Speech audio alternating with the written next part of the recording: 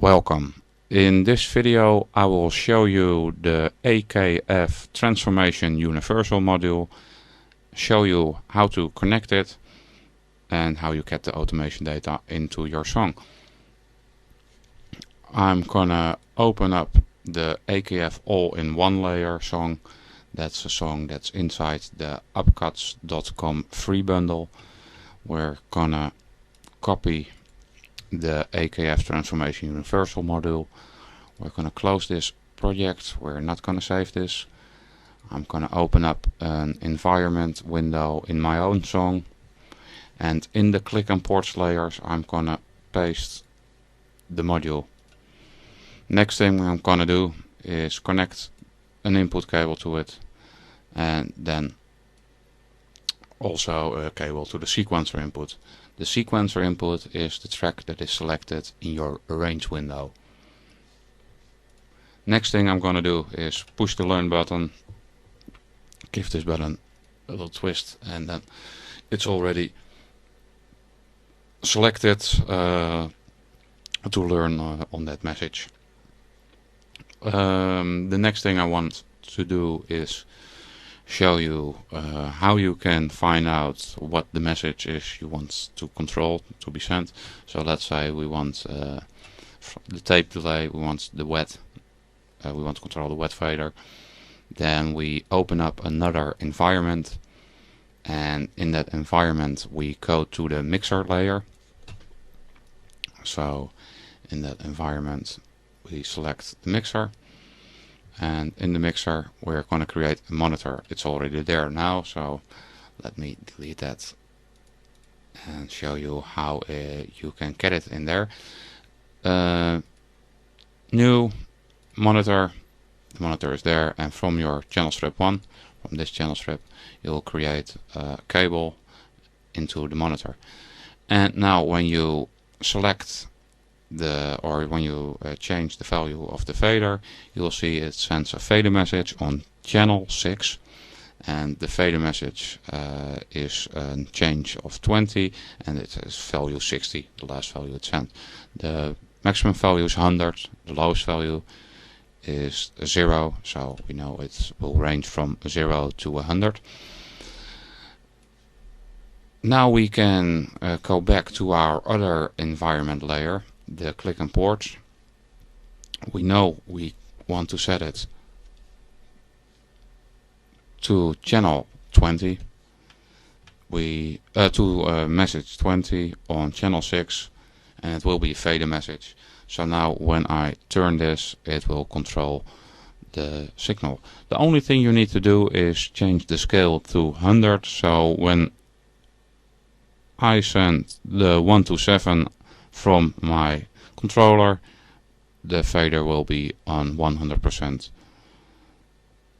I already checked the range a moment ago when I was creating the monitor window in the mixer layer to check which message was sent from the fader.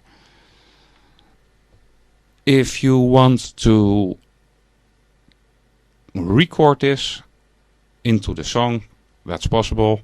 If you want to create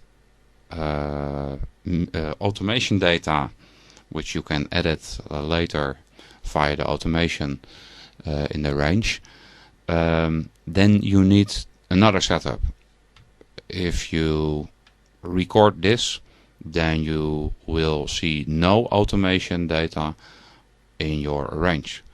It's there, it's in the event list, but not in the automation. There is a way to get it in there. Let me first show you. I will first record the data, then show you how to get it into an automation window, and after that I will show you the way to get the automation data the first time you do it, and then you don't need all the copy and cutting and pasting, things like that. So first thing I'm going to do is I'm going to push the record button and turn it. I'm going to switch it off again, turn it off, and we'll go to that.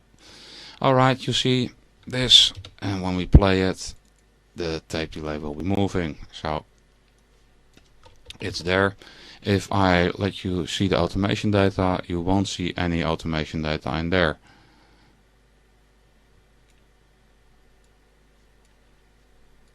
Like I said, it's empty, it's clear. Normally you would see something in there if there would be data. So how do I get this data to be automation data? We'll open up the event list. In the event list you'll see that there is the data for the wet signal of our delay. We're gonna copy this data into automation event list for this track. And how can we do that? Well, it's simple. First we need to create some of that data. So first I'm gonna create something. So let's say we're gonna click in here. Now I can open up the automation event list. Push the Apple Control and the E button on your keyboard and it will open up the automation event list. We'll select all the data in there. We'll delete it because that's not what we want. The data is in the other event list. We'll select all the messages over there. And from there we will copy and paste the data in the automation event list. We don't need all the data in the untitled event list on the right. We can close that one. Now you have the data that was recorded as automation data, so you can go and edit it if you wish. Now let's delete all this what's in here, and we can also delete the track itself, the part. We're gonna put this on off and we're gonna switch back to the range to the environment window. In the environment window I'm gonna show you the way to create a connection that will get the automation data directly into your channel strip. We're gonna create a new object, transformer. We're gonna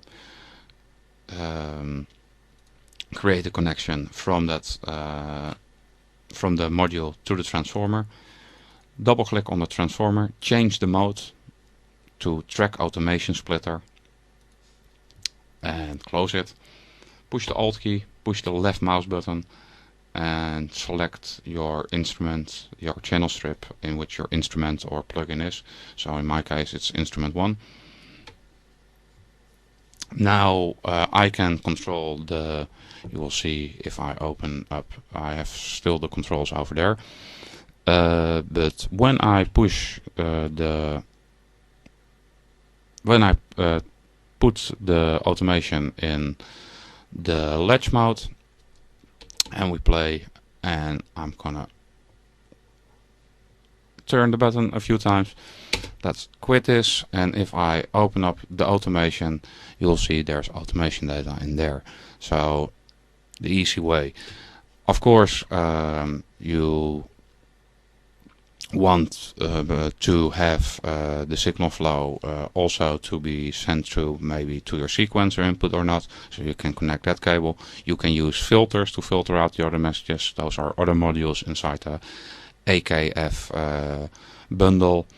You can also of course get the TLI bundle, and that will get you the transformation module, but the settings in the middle are all set for the 15 logic instruments, so you won't have to worry about looking up which message will be sent. All the messages are there, and they will also automatically scale to the correct output range. So that's the transformation universal from the upcuts.com free bundle.